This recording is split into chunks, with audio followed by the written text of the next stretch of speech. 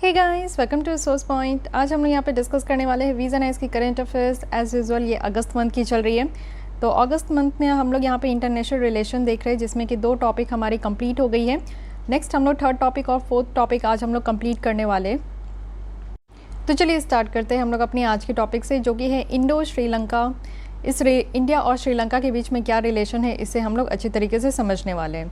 News में क्यों है ये मुद्दा, इससे पहले समझिए कि जो श्रीलंकन गवर्नमेंट है उनके द्वारा एक रोड मैप प्रिपेयर किया गया है, और जो भी टाइज़ है इंडिया के साथ, जो भी इनका रिलेशन था, उसको फिर से रिपेयर करने की बात की जा रही है। तो देखते हैं कि क्या क्या यहाँ पे काम किया गया है। सबसे पहले हम लोग यहाँ पे बैकग्राउंड देख लेते हैं कि हमारा और श्रीलंका का रिलेशन कैसा है।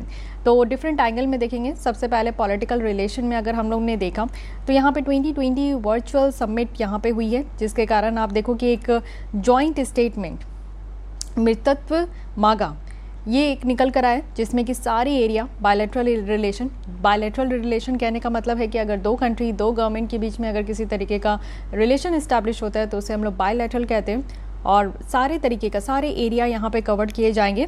और इसलिए आपसे डायरेक्टली पूछा जा सकता है कि मित्रत्व मागा ये किन 2 देशों के बीच में इस तरीके का आपका डील साइन हुआ है, तो याद रखिएगा इंडिया और श्रीलंका। नेक्स्ट यहाँ पे कमर्शियल रिलेशन अगर हम लोग देखें कि इंडिया और श्रीलंका के बीच में कैसा है, तो श्रीलंका अभी भी आप देखो कि लार्जेस्ट ट्रेड पार्टनर है इंडिया का, वो भी सार्क देशों में, ऐसे नहीं है शार्क देशों में। आपको ये बतानी है कि सार्क देशों में टोटल कितने नंबर ऑफ़ कंट्रीज़ है और कौन कौन से कंट्रीज़ है, उनका नाम भी आप लोगों को कमेंट बॉक्स में बतानी है। तो जितने भी क्वेश्चन मैं पूछती हूँ उसका आंसर आप लोग कमेंट बॉक्स में ज़रूर बताइए। तो ये देखिए कमर्शियल रिलेशंस जो है हमारे सार्क देशों में इंडिया और श्रीलंका जो है वो हमारा सबसे बड़ा ट्रेड पार्टनर है। अगर हम लोग कल्चर टाइज देखें तो श्रीलंका के साथ जो हमारी कल्चर टाइज़ है वो ऑब्वियस है कि बहुत ही ज़्यादा पुरानी है। अशोक के द्वारा यहाँ पे कुछ बच्चे अरहत महिंद्र और थेरी संगमित्रा को यहाँ पे भेजा गया था, जिससे कि जो लॉर्ड बुद्ध है उनकी टीचिंग्स को और ज़्यादा स्प्रेड किया जाए। ये चीज़ें तो आप लोग हिस्ट्री में भी पढ़े होंगे। स्वामी विवेकानंद कल्चर सेंटर है, Indian technical and economic cooperation programme है, जो कि यहाँ पे इंडिया की टूरिज्म को यहाँ पे स्टडी की है। ठीक है, तो इसलिए इस चीज़ को ध्यान रखना है कि हमारा और श्रीलंका का जो कल्चर है वो आज से नहीं है, कई सदियों सालों से पुराना है।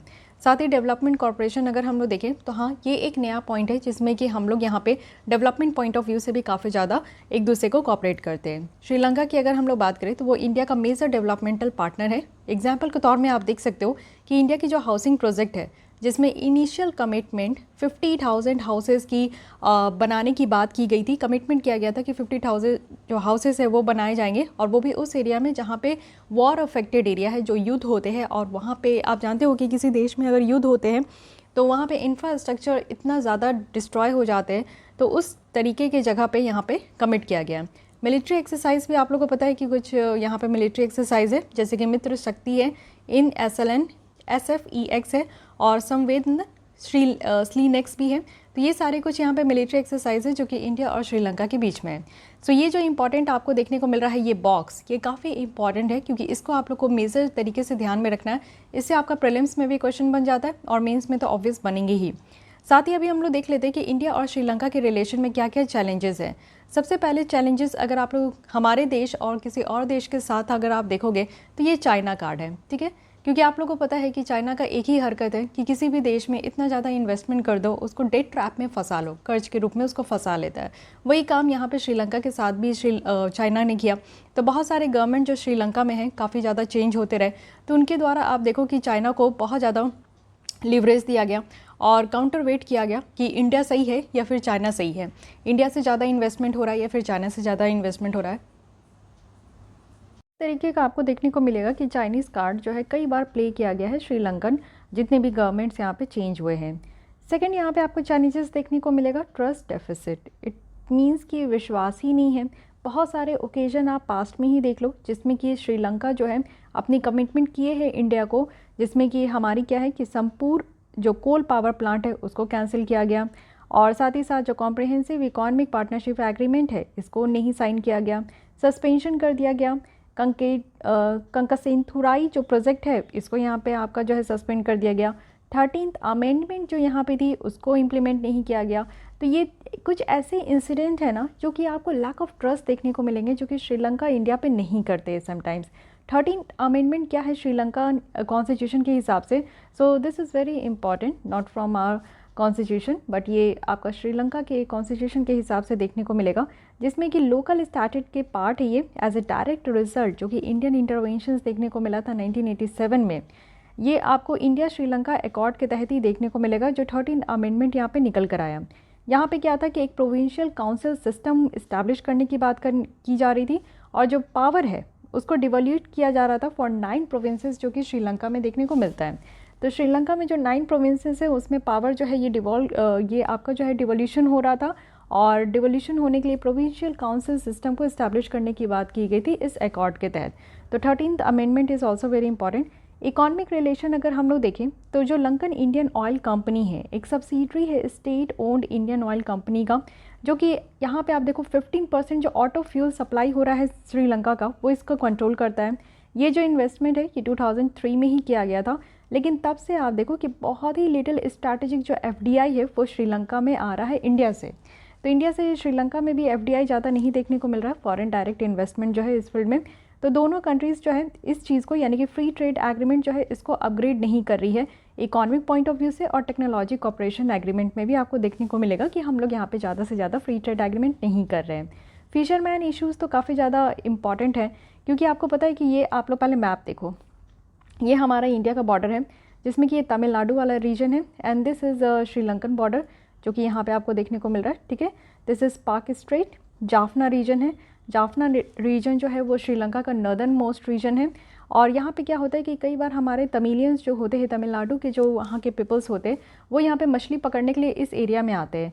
समटाइम्स क्या होता है कि ये यहाँ से क्रॉस होते हैं और ये जाफना वाले रीजन में चले जाते हैं, या फिर श्रीलंका की जो टेरिटरी है उसमें इंटर कर लेते हैं। अब वहाँ पे हमारे जो फिशरमैन इंटर करते हैं तो श्रीलंकन वाले बोलते हैं कि ये इलीगल तरीके से इंटर कर रहे हैं, कुछ स्पाई वगैरह करने के लिए इंटर कर रहे हैं। सो ये इश्यूज़ जो है वो आज से नहीं है, ये काफ़ी सालों से है। तो यहाँ पे आप लोग को देखने को मिलेगा एक काफ़ी सेंसिटिव इश्यूज़ होता है कि हमारे जो लोग होते हैं, तमिलनाडु के लोग होते हैं, उनको वहाँ पे पकड़ लिया जाता है। समटाइम्स आप देखो यहाँ पे ये जो रीज़न है ना, कस्थेवु कोस्ट है, यहाँ पे कस्थेवु कोस्ट देखने को मिलेगा, और तल्लाई मन्नार कोस्ट है, एक रीजन है काफ़ी फेमस है रिच मैरीटाइम रिसोर्सेज के लिए। यहाँ पे मैरीटाइम रिसोर्सेज बहुत ज़्यादा है श्रीलंका का, जहाँ पे ये श्रीलंकन नेवी के द्वारा यहाँ पे कई बार आप देखो कि किल्ड भी किया जाता है। तो कस्थेवु जो है ये अनइनहैबिटेड वोल्केनिक आइसलैंड है, वो भी पाक स्ट्रेट में। तो इस रीजन का नाम आप लोग को याद रखना है, क्योंकि रीजन से भी आप लोग को देखने को मिलेगा कि UPSC काफ़ी बार क्वेश्चन पूछ लेती है। इस बार तो नहीं पूछा गया, बट आगे किसी भी तरीके से क्वेश्चन पूछा जा सकता है। 1974 में क्या हुआ कि जो आइलैंड था वो यहाँ पे श्रीलंका के द्वारा ले लिया गया आफ्टर एन एग्रीमेंट, जो कि आप देखो साइन किया गया था इंडिया और श्रीलंका के बीच में। जो एग्रीमेंट है उसके तहत क्या था कि हमारे जो इंडियन फिशरमैन है एक्सेस उनको यहाँ पे इस एग्रीमेंट के तहत था कि चलो ठीक है, कस्थेवु जो कोस्ट है वो यहाँ पे एक्सेस कर सकते हैं, और फॉर ड्राइंग ऑफ नेस्ट को सुखाने के लिए, रेस्ट करने के लिए वो इस आइलैंड को यूज़ कर सकते हैं, और एनुअल जो सेंट एंथोनी फेस्टिवल है उसके लिए यूज़ कर सकते हैं। बट यहाँ पे जो ट्रेडिशनल फिशिंग राइट्स है ना, इस चीज़ को यहाँ पे इंश्योर नहीं किया गया। आपको पता है कोस्ट लाइन के अगल बगल जितने भी लोग रहते हैं वो यहाँ पे मछली पालन उनका बेसिक ऑक्यूपेशन आपको देखने को मिलेगा, एक अर्निंग सोर्सेज होती है। तो उसी हिसाब से ये भी आप लोग को देखने को मिलेगा कि हाँ, यहाँ के लोग को काफ़ी ज़्यादा यहाँ पे फैसिलिटी मिली, बट जो राइट यहाँ पे देनी चाहिए थी, जो अधिकार देना चाहिए था, जो उनका ट्रेडिशनल फिशिंग राइट है, वो चीज़ें यहाँ पे इंश्योर नहीं किया गया। सो दिस इज़ अनदर चैलेंजेस जो कि आप कह सकते हो। अब यहाँ पे श्रीलंका और चाइना का रिलेशनशिप अगर हम लोग देखें तो काफ़ी ज़्यादा यहाँ पे किसी चीज़ के लिए बस 2 फैक्टर है जिसके कारण ये दोनों की रिलेशंस जो है वो गवर्न की जा रही है। एक तो है डेट, क्योंकि डेट ट्रैप में चाइना जो है हर एक कंट्री को फंसा लेता है। जब वो देखता है कि कोई कंट्री बहुत ज़्यादा परेशान है और इन्वेस्टमेंट चाहती है किसी कंट्री में, उनकी इकॉनमिक ग्रोथ नहीं हो पा रही है, GDP बहुत कम है, तब चाइना उस कंट्री के जो है सिर पे खड़ा हो जाता है और फिर आप लोग देखो कि उसको अपने जाल में फंसा लेता है, जिसको हम लोग डेट ट्रैप कहते हैं। दूसरी चीज़ है ट्रेड, ठीक है। तो डेट ट्रैप में क्या होता है, डेट में क्या होता है कि चाइना का आप देखो कि लास्ट डिकेड से ही, लास्ट डिकेड एंड हाफ में आप देखोगे सेकेंड लार्जेस्ट फॉरेन लेंडर है श्रीलंका को। इनफैक्ट श्रीलंका जो है ना, ये विक्टिम भी है चाइना का डेट ट्रैप पॉलिसी जो है, इसका एक बहुत अच्छा खासा आपको एग्जाम्पल देखने को मिलेगा कि ये आपका श्रीलंका है। क्योंकि आपको पता है कि श्रीलंका के एक बहुत फेमस एक पोर्ट है, बंदरगाह है, जिसका नाम है हम्बनटोटा। हम्बनटोटा जो है वो चाइना को दे दिया गया श्रीलंका के द्वारा 99 ईयर्स लीज पे, ठीक है। अब आप समझ सकते हो कि इतने ज़्यादा साल 99 ईयर्स यहीं पे है, तो वो अपने डेट को यहाँ पे कर्ज करने डेट को जो भी कर्ज है उनका उनको रिपे करने के लिए 99 ईयर्स उनको लीज़ पे दे दिया गया। इट मीन्स कि इतना ज़्यादा श्रीलंका की बुरी हालत हो चुकी है कि मजबूरन उसको चाइना को देना पड़ा अपना हम्बन टोटा जो पोर्ट है उसको। फिर 2021 में क्या हुआ कि श्रीलंकन गवर्नमेंट जो है वो 10 बिलियन रेनबिम्बी क्या है, वो चाइना की करेंसी है, तो रेनबिम्बी जो है वो यहाँ पे स्वैप फैसिलिटी देखने को मिला, चाइना से मिला। क्यों? क्योंकि फॉरेन करेंसी शॉर्टेज हो रही थी श्रीलंका में, तो फॉरेन करेंसी की ज़रूरत होती है, इसलिए यहाँ पे जो चाइना की रेनबिम्बी है वो 10 मिलियन यहाँ पे चाइना ने श्रीलंका को दिया। व्यापार में अगर हम लोग देखें तो लास्ट 2 ईयर्स में आप देख सकते हो कि चाइना यहाँ पे टॉप इम्पोर्ट पार्टनर बना रखा है किसको? श्रीलंका को। अपनी सारी सस्ती सामान जो है वो श्रीलंका में डंप कर रहा है और इंडिया को सरपास करके, क्योंकि आपको पता है कि हम लोग के पास वो काफ़ी ज़्यादा जो है अपने चीप प्रोडक्ट्स को डंप करता था, लेकिन हम लोग भी यहाँ पे काफ़ी ज़्यादा वेपन्स इस्तेमाल किए हैं और वेपन्स के रूप में हम लोग एंटी डंपिंग ड्यूटीज़ इस्तेमाल किए हैं। साथ ही साथ आपको देखने को मिलेगा कि ये ड्यूटीज़ लगाकर हम लोग उनके सामान को और महंगा कर रहे हैं। तो हमें सरपास करके अब यहाँ पे श्रीलंका को पकड़ लिया है। श्रीलंका में क्या है कि चाइना अपने सस्ते जितने भी मटेरियल्स है उसको डंप कर रहा है, तो ये एक लार्जेस्ट सोर्स मिल गया है चाइना को कि वो अपने सारे सामान को इंपोर्ट कर सकता है। तो ये 2 फैक्टर है जिसके कारण श्रीलंका और चाइना का जो रिलेशन है वो आज के डेट में टिक रहा है। रिसेंट अगर हम लोग यहाँ पे देखें कि इंडो श्रीलंका रिलेशनशिप में क्या क्या यहाँ पे चेंजेस हुई है, तो सबसे पहले ईस्ट जो कंटेनर टर्मिनल प्रोजेक्ट है उसकी स्क्रैप आउट देखने को मिली। ओवर 70% जो ट्रांसशिपमेंट बिजनेस था इस टर्मिनल में वो इंडिया से लिंक था।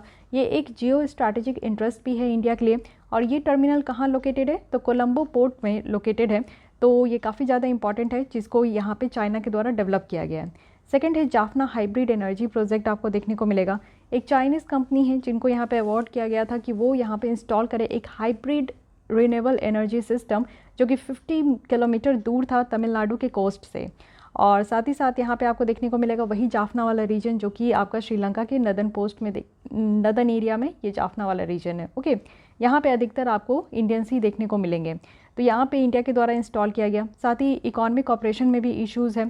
फरवरी 2021 में क्या हुआ? इंडिया के द्वारा रिफ्यूज़ कर दिया गया कि वो अपनी करेंसी स्वैप का जो एग्रीमेंट है श्रीलंका के साथ उसको और ज़्यादा नहीं बढ़ाना चाहते हैं। तो ये भी बात आपको देखने को मिला। करेंसी स्वैप के बारे में थोड़ा समझिए। यहाँ पे जो वर्ड है स्वैप का कहने का मतलब है एक्सचेंज। आप किसी चीज़ को ले रहे हो तो उसके बदले में किसी चीज़ को दे रहे हो। एक करेंसी स्वैप आपको 2 कंट्री के बीच में देखने को मिलेगा। इट मीन्स कि कोई एग्रीमेंट हुआ है या फिर कॉन्ट्रैक्ट हुआ है कि वो अपने करेंसीज़ को एक्सचेंज करेंगे और कुछ प्री डिटरमाइंड जो टर्म्स एंड कंडीशन है उसी के बेसिस में वो एक्सचेंज करेंगे। ठीक है, जैसे कि आप देखो कि हमारा यूएस का जो यहाँ पे करेंसी है वो क्या है? वो डॉलर है। ठीक है, और इंडिया का जो करेंसी है वो क्या है? रुपीज़ है। तो अगर यहाँ पे करेंसी स्वैप होगा तो क्या होगा कि इंडिया ने अपनी रुपीज़ यूएस को दिया और यूएस ने अपनी डॉलर इंडिया को दिया। ठीक है, उसी तरीके से हमें जो है श्रीलंका के द्वारा रिक्वेस्ट किया गया था करेंसी स्वैप करने का, बट इंडिया के द्वारा उसको मना कर दिया गया। ओके, तो आगे बढ़ते हैं। वे फॉरवर्ड में यहाँ पे बताया जा रहा है कि सबसे पहले हमारी कंट्री की क्या इंटरेस्ट है इस चीज़ को प्रायोरिटाइज़ करने की ज़रूरत है। देखिए, हमारी नेबरिंग कंट्रीज़ के साथ तो रिलेशन अच्छी होनी चाहिए। आप इंटरनेशनल रिलेशन में इस चीज़ को सबसे पहले ही पढ़े होंगे कि नेबर्स को आप कभी चेंज नहीं कर सकते हो, तो बेटर है कि नेबर्स के साथ आप अपनी रिलेशन को बेटर बना के रखो।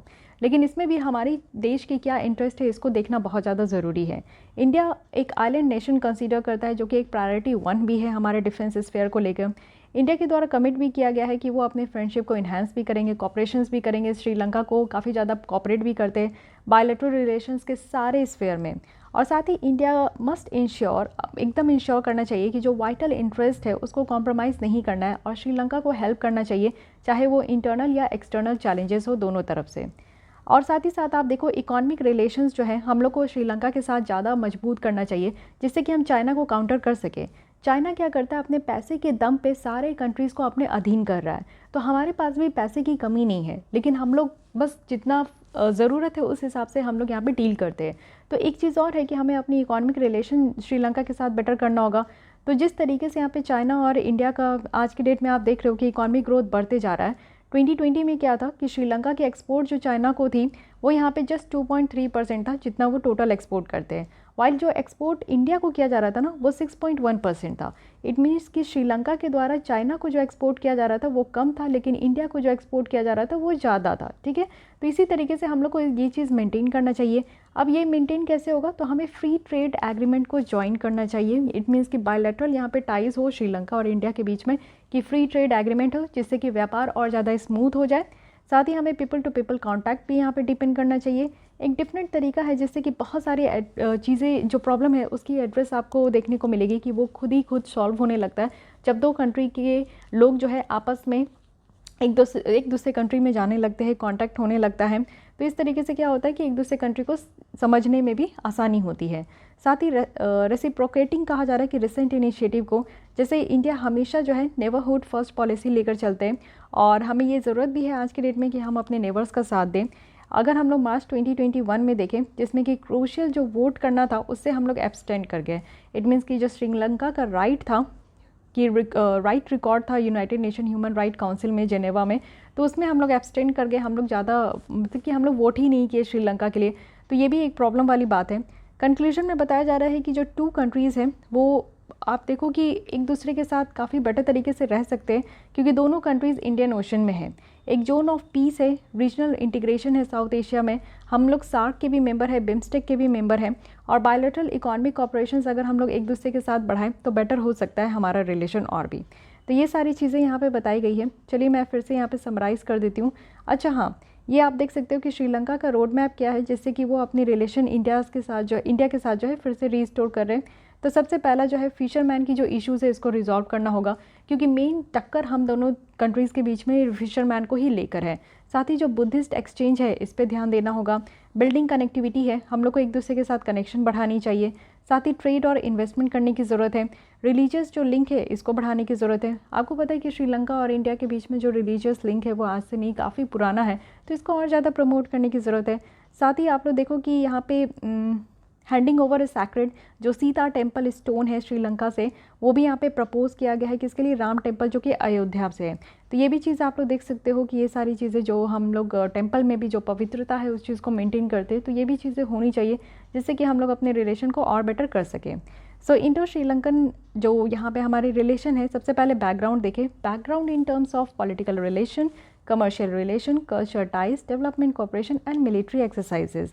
क्या क्या चैलेंजेस है, चाइनीज़ कार्ड जो कि सबसे इंपॉर्टेंट चैलेंजेस है, ट्रस्ट डेफिसिट है, एंड देन इकोनॉमिक रिलेशनशिप हम दोनों के बीच में काफ़ी पुअर है, and fourth issues was fisherman issues. ठीक है, एंड नेक्स्ट यहाँ पे बताया जा रहा है कि चाइना का श्रीलंका के साथ रिलेशंस जो है दो फैक्टर पे ही टिका है, ये भी हम लोग देख लिए। वे अहेड बताया जा रहा है एंड कंक्लूजन में हम लोग देख लिए।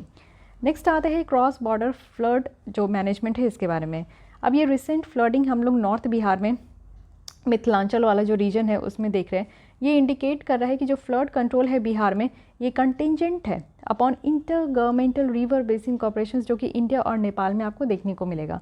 एक्चुअली आप हर साल देखते हो कि ये एकदम से रिकरेंट है कि हमेशा होगा ही होगा। हर साल आप लोग देखो कि मानसून आती है कि नहीं कि बिहार के नदर्न रीजन में फ्लड वाली सिचुएशन हो जाती है। तो क्यों आप लोग देखो कि क्यों ऐसा है कि India need a cross border flood management mechanism, क्यों हमें ज़रूरी है? क्योंकि आप देखो हाई फ्रिक्वेंसी ऑफ फ्लड है। जो साउथ एशियन रीजन है ना, इसमें एक मेजर प्रॉब्लम है फ्लड का, बाढ़ की। हर एक साल देखने को मिलता है जैसे ही सीज़न चेंज होता है और जैसे ही रिवर फ्लो फास्ट हो जाती है।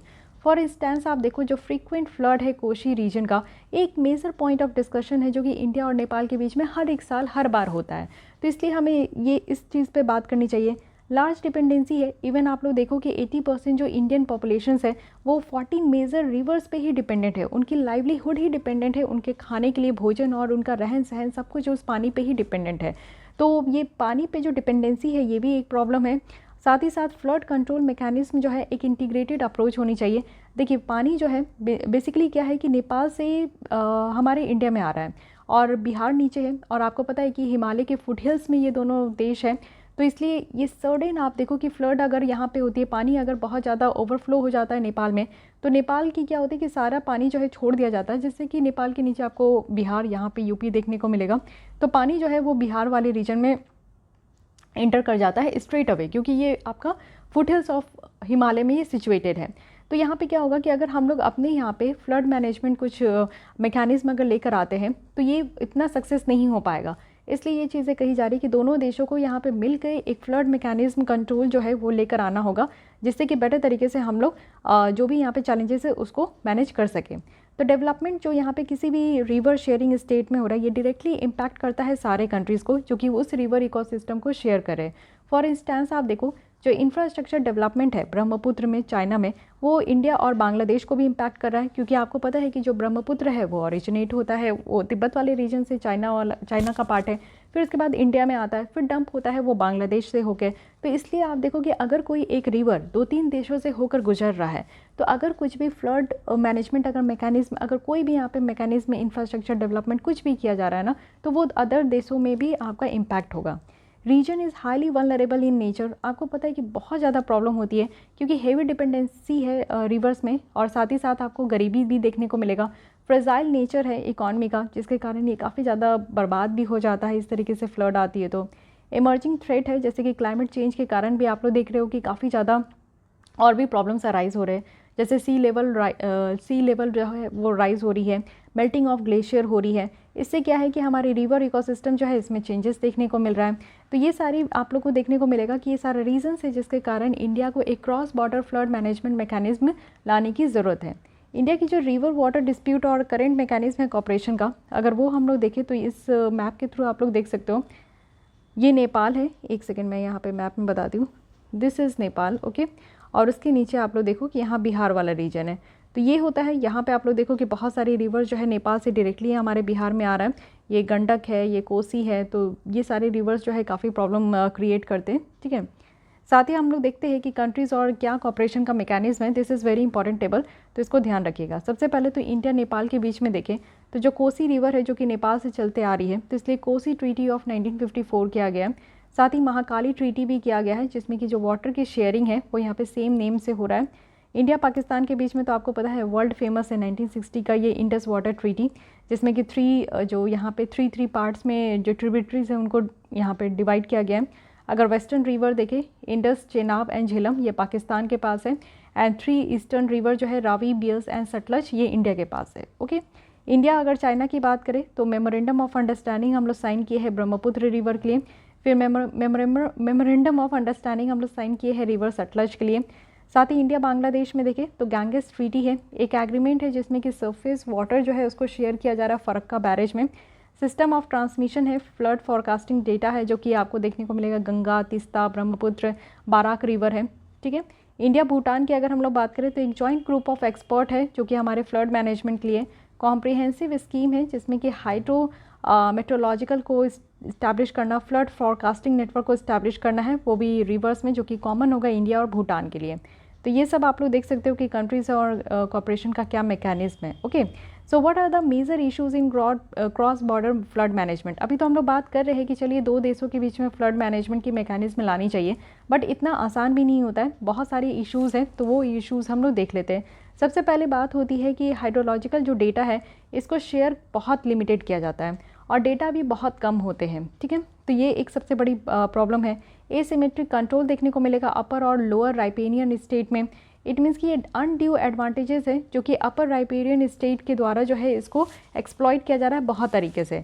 फॉर एग्जांपल आप लोग देख सकते हो कि चाइना जो है अपनी लीवरेजेस को यूज़ कर रहे हैं, वो भी वाटर फ्लो जो हो रहा है as stick to win concession from down stream south east Asian states on other issues including its belt and road initiative. जैसे कि आप लोग देखते हो राइपेरियन स्टेट कहने का क्या मतलब है, वैसे देश, वैसे राज्य जो कि रिवर के बैंक में सिचुएटेड है। जैसे कि आप देख सकते हो कि बिहार जिसमें कि गंगा रिवर फ्लो होती है, साथ ही चाइना में आप देख सकते हो बहुत सारी रिवर फ्लो होती है। इवन तिब्बत है जिसमें कि 7 मेजर रिवर्स की ओरिजिन कंट्रीज़ मानी जाती है, ओरिजिन कंट्री है भी। तो कहा जा रहा है कि जो अपर राइपेरियन स्टेट है, इट मीन्स कि चाइना आप ऊपर देखते हो, उसके नीचे आपको नेपाल देखने को मिलेगा, फिर यहाँ पे इंडिया है। तो चाइना में क्या होता है कि चाइना काफ़ी ज़्यादा जो वाटर फ्लो है ना उसका वर्चस्व वो इस्तेमाल करती है। इट मीन्स कि ज़्यादा से ज़्यादा जो अपना ऑथोरिटी दिखाती है, ज़्यादा से ज़्यादा अपना पावर दिखाती है उस रिवर के ऊपर। उसके बाद आप देखो कि बाइंडिंग इंटरनेशनल या फिर रीजनल एग्रीमेंट की कमी देखने को मिलेगी। एक ट्रीटी होनी चाहिए जिसमें कि जो भी रिवर एक दूसरे से पास हो रही है उसका एक क्लियरिटी होनी चाहिए कि उस रिवर की कितनी पोर्शन किस देश के द्वारा यूज़ किया जाएगा। वाटर नेशनलिज्म की भी एक प्रॉब्लम हो रही है। एट अ टाइम आप देखो कि जो क्रॉस बॉर्डर कॉपरेशन है इसमें पॉलिटिकल कैरेक्टर एज्यूम्स हो रहा है, specially in case of Pakistan और चाइना। पाकिस्तान में क्या है कि टाइम एंड अगेन आप देखो कि इंडिया का जो बागिलहार डैम प्रोजेक्ट है चेनाब रिवर में, वो भी यहाँ पे आप लोग देखो कि काफ़ी चैलेंज्ड है हमारे लिए। तो ये भी एक वाटर नेशनलिज्म की भी प्रॉब्लम निकल कर आ रही है। इशू जो कि कुछ ट्रीटीज़ को प्रिवलेंट कर रहा है, नॉट फ्यूचरिस्टिक इन नेचर। जो करंट ट्रीटीज़ है ना वो इस तरीके का नहीं है कि आगे चलकर कुछ फ़ायदा होगा। साथ ही कोई भी ट्रीटीज़ है तो वो सही तरीके से इम्प्लीमेंट नहीं किया जा रहा है। जैसे कि महाकाली ट्रीटी जो है वो फोर्स में है बट ऐसा आपको इम्प्लीमेंट होते हुए नहीं दिखने को मिलेगा। मल्टीलैटरल ट्रीटीज़ की कमी है हमारे यहाँ। बायलैटरल ट्रीटीज़ तो है, इट मीन्स कि 2 देशों के बीच में तो हम लोग अभी लिस्ट देख लिए, बट 3-4 देशों में नहीं आपको कमी देखने को मिलेगा। जैसे कि ब्रह्मपुत्र है तो ये 3 कंट्रीज़ में आपको देखने को मिलेगा, चाइना है, इंडिया है एंड बांग्लादेश है। बट फिर भी ये तीनों कंट्रीज़ के बीच में आज तक ब्रह्मपुत्र को रिवर को लेकर कोई भी ट्रीटीज़ नहीं है। तो ये एक मेजर प्रॉब्लम देखने को मिल रहा है। तो क्या अप्रोच जो है वो अडॉप्ट करना चाहिए जिससे कि ये सारे जो प्रॉब्लम्स है उसकी ओवरकम हो सके, उसकी सॉल्यूशन निकल सके। तो सबसे पहले है जो कॉपरेशंस की जो यहाँ पे भावना है वो यहाँ पे निकल के आना चाहिए कि एक देश दूसरे देश को कॉपरेट करे।